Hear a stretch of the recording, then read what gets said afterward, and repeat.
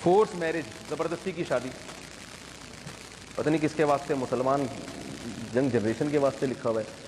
تو زبردستی کی شادی جائز نہیں، زبردستی کی شادی جائز نہیں ہے. احادیث میں کئی ایسے رشتے نبی نے توڑوائے ہیں.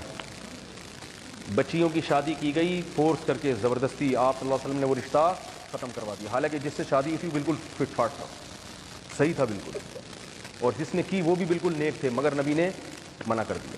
مغیرہ ابن شعبہ رضی اللہ تعالیٰ عنہ بڑے مالدار صحابی تھے. انہوں نے کسی لڑکی کو نکاح کا پیغام بھیجا تو لڑکی کے ولی نے قبول کر کے زبردستی ان کا نکاح مغیرہ ابن شعبہ سے کرا دیا، جو ولی تھے. حالانکہ ولی کے نکاح کی تو بڑی ویلیو ہے، لیکن وہ لڑکی کسی غریب سے شادی کرنا چاہتی تھی. تو جب نبی کی خدمت میں یہ کیس آیا تو مغیرہ ابن شعبہ اس حدیث کے راوی کہہ رہے ہیں وہ مجھ سے چھین کے وہاں دے دی گئی جس سے وہ چاہتی تھی، یعنی نبی نے اس نکاح کو قبول نہیں کیا. تو بھائی ہمارے پاس اسلام ہے، اس میں اللہ کے احکامات ہیں، مسلمان بنے تو پورے مسلمان بنے نا، کیوں اپنی زبردستی کیوں؟ دیکھو ایسے ہی ہے جیسے بچے کو نہیں دل چاہ رہا پراٹھا کھانے کا، گن پوائنٹ پہ آپ اس کو کیا کھلا رہے ہو؟ تو ڈاکٹر صاحب آپ بتائیں بچے کی صحت اچھی ہوگی؟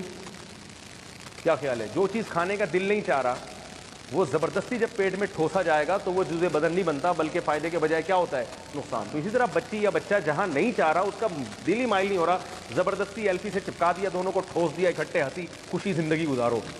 وہ کہیں ہنسی آ ہی نہیں رہی، اس کو دیکھ کے تو رونا آ رہا ہے اس کو دیکھ کے کیا آ رہا ہے؟ وہ ایک آدمی کی شادی ہو گئی، اس کے ابا نے زبردستی کرا دی تو وہ نہیں چاہ رہا تھا. اب جب پہلی رات تھی تو بیگم نے اس سے پوچھا کہ آپ مجھے بتائیں آپ کے کن کن رشتہ داروں سے میں پردہ کیا کروں. اس نے گھونگھٹ اٹھایا اور کہا صرف مجھ سے کر لیا کرو، باقی کسی سے کرنے کی ضرورت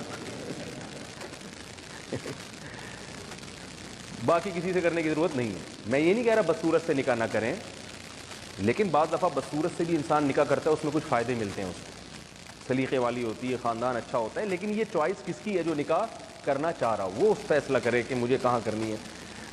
اور وہ ایک اور چٹکلا سنا دیتا ہوں، آپ لوگ تھکے ہوئے ہیں. ایک قاضی صاحب نے نکاح پڑھایا نا، تو نکاح پڑھا کے دولہا سے کہا میری فیس دے دو. دولہا نے کہا کتنی؟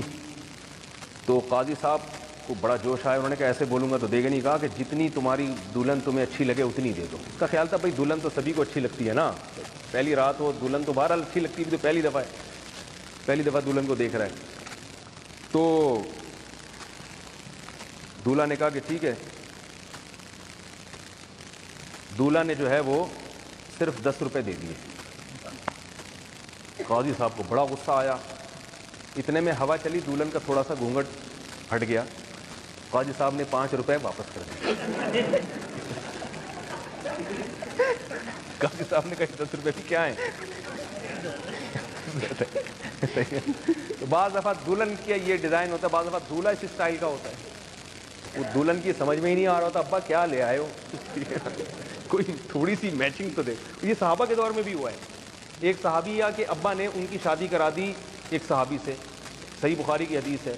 وہ صحابیہ انتہائی خوبصورت تھی، اور وہ جو صحابی تھے وہ بیچارے اخلاق کے تو اچھے مگر صورت کے لحاظ سے بالکل ان کے معیار کے نہیں تھے، بالکل ہی اپوزٹ ان کے. تو وہ صحابیہ فوراً پہنچ گئی نبی کے پاس، عرض کیا یا رسول اللہ میں نہیں، ناممکن ہے میرے لیے گزارا کرنا، دیندار ہیں، اخلاق اچھے ہیں، مگر نہیں میں خوبصورت ترین عورت ہوں مدینہ کی، اور وہ بالکل ان کا قد بھی چھوٹا، رنگ بھی سیاہ ہے. تو بالکل انہوں نے کہا، تو نبی نے بلا کے ان کے شوہر کو کہا بھائی ان کو طلاق دے دو، مہر واپس لو ٹھیک ہے، اور ان کو طلاق دوں گی، وہ پتہ تھا نہیں چل سکے گی آپس میں گاڑی.